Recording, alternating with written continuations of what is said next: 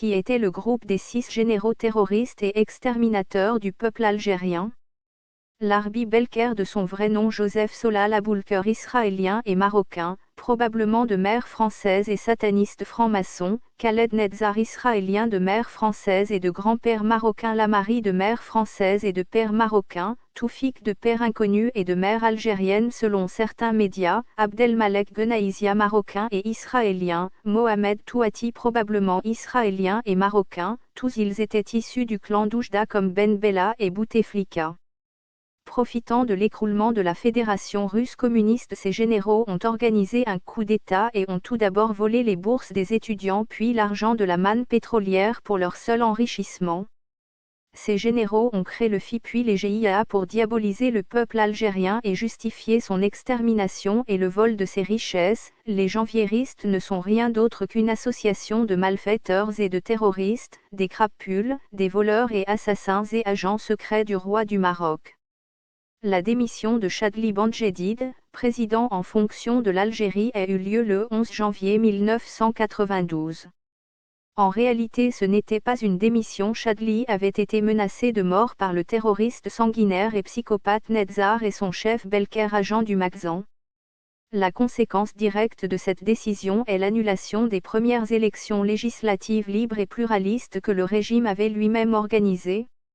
Le Haut Conseil de sécurité, HCS, a décidé, le 12 janvier 1992, d'annuler le second tour prévu pour le 16 janvier, à la suite de la victoire, au premier tour, le 26 décembre 1991, des islamistes du Front islamique du salut, FI, avec 188 sièges.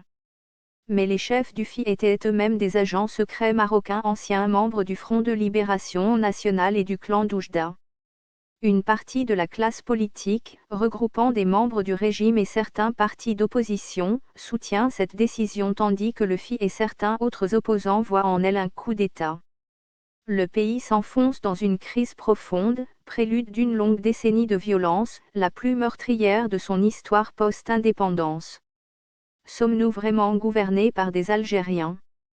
S'il n'est point utile de rappeler l'évidence des origines juives séfarades du défunt général Labri Belkir, Abulkir, force est de constater qu'au lendemain de son départ au royaume chérifien en qualité d'ambassadeur, et ce pour une mission bien précise dont on reviendra sur ses aboutissants ultérieurement, il s'est appliqué à s'assurer une présence imposante au palais présidentiel d'El Mouradia.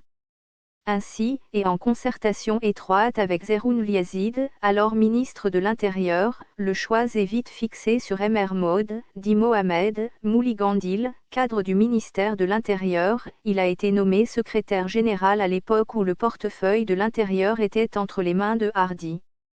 Il restera là, et aura à travailler avec Meziane Chérif, Ben Mansour, Selal et Zerouni.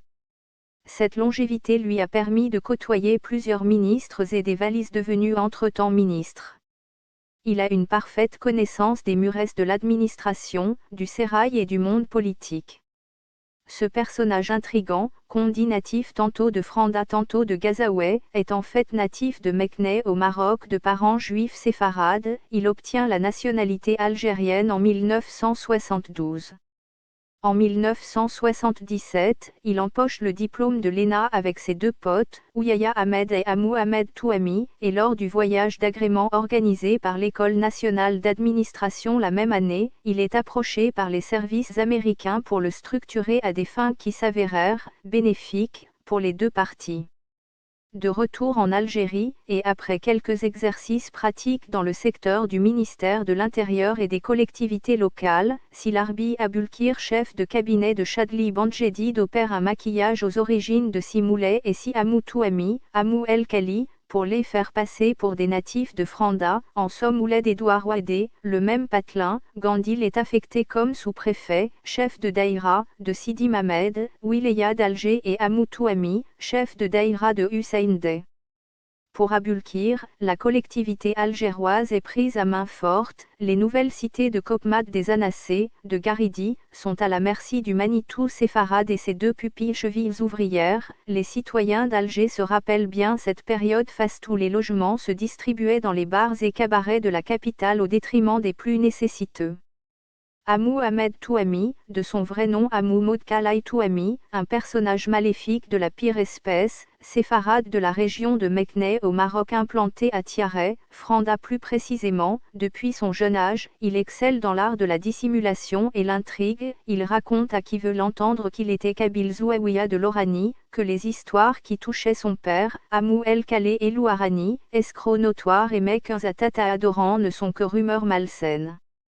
Les frasques de l'individu déferleront la chronique quelques années plus tard. Les accusations directes portées par le colonel Bencherif à l'encontre du vali actuel de Béjaïa dans la presse nationale confirmeront le bien fondé du mythe Amou, le prodige Jouish Morakchi, accusations qui resteront sans suite de la part du Gunté et on comprend parfaitement pourquoi. La séfarade connexion est solide, elle a des ramifications et un historique dont voilà un bref aperçu glané ça et là sur le net. Dans un entretien paru dans l'édition d'El Kabar de 2004, le général à la retraite et ancien commandant de la 3e région militaire, M. Hossein Banadid, a traité le général Larbi Belker de « principal architecte de tous les complots qui ont été tramés en Algérie depuis l'époque de Chadli jusqu'à aujourd'hui. Avec Lima, il forme un duo terrible. Belker a toujours su profiter des occasions qui se présentaient, c'est lui qui a repêché Essemen Lamari quand Betchin l'avait viré. Juste après l'assassinat du président Boudiaf Mohamed, Belker s'est retiré discrètement de la scène politico-financière algérienne, pour s'occuper de ses affaires entre Alger et les grandes capitales occidentales. Pendant cette période, il a su se faire petit et faire oublier les doutes qui entachaient ses mains sur l'assassinat de Boudiaf. Son retour en force avec son poulain Bouteflika prouve que sa retraite fut intentionnelle et rentre dans le cadre d'une stratégie élaborée par un cabinet noir qui préside aux destinées du pays. Tout le monde sait à Alger que c'est lui le principal ciment et jointure entre Bouteflika et les militaires.